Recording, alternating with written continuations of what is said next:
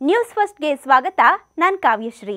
ತಾಳಿ, ಮಂಗಳಸೂತ್ರ, ಮಾಂಗಲ್ಯ, ಗಂಡು ಮತ್ತು ಹೆಣ್ಣನ್ನ ವೈವಾಹಿಕ ಜೀವನದ ಬಂಧನದಲ್ಲಿ ಬಂದಿ ಮಾಡೋದೇ ಈ ತಾಳಿ.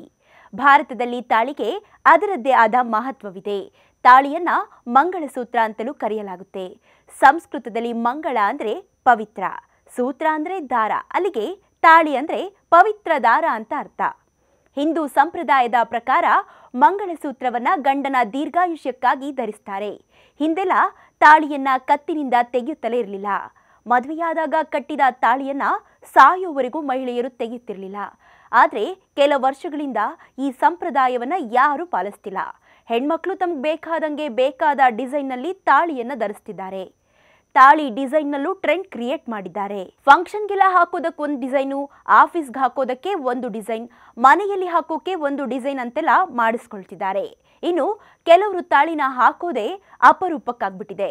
ಇದೀಗ ತಾಳಿ ವಿಚಾರದಲ್ಲಿ ಸಿರಿವಂತ ಅಂಬಾನಿ ಕುಟುಂಬ ಸದ್ಯ ಸದ್ದು ಮಾಡ್ತಿದೆ. ಅಂಬಾನಿ ಸೊಸೆಯಂದಿರು ಸೋಷಿಯಲ್ ಮೀಡಿಯಾದಲ್ಲಿ ಸಖತ್ ಫೇಮಸ್.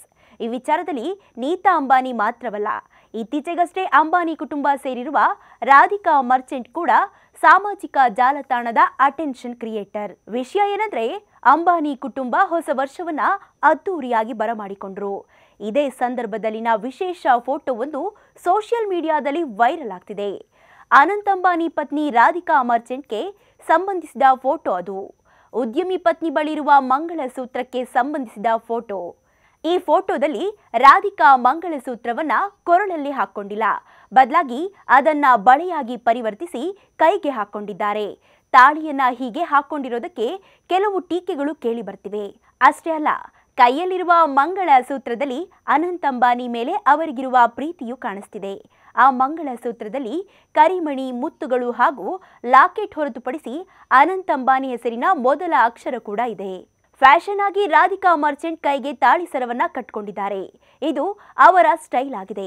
ಮುಂದಿನ ದಿನಗಳಲ್ಲಿ ಇದು ಹೊಸ ಟ್ರೆಂಡ್ ಆದ್ರೂ ಅಚ್ಚರಿಯಿಲ್ಲ. ಯಾಕಂದ್ರೆ ರಾಧಿಕಾ ಮರ್ಚೆಂಟ್, ನೀತಾ ಅಂಬಾನಿ ಟ್ರೆಂಡ್ ಸೃಷ್ಟಿಸೋದ್ರಲ್ಲಿ ಫೇಮಸ್. ಹೀಗಾಗಿ ಮುಂದೊಂದು ದಿನ ಇದು ಹೆಣ್ಮಕ್ಳ ಫ್ಯಾಷನ್ ಆದ್ರೂ ಅಚ್ಚರಿಯಿಲ್ಲ.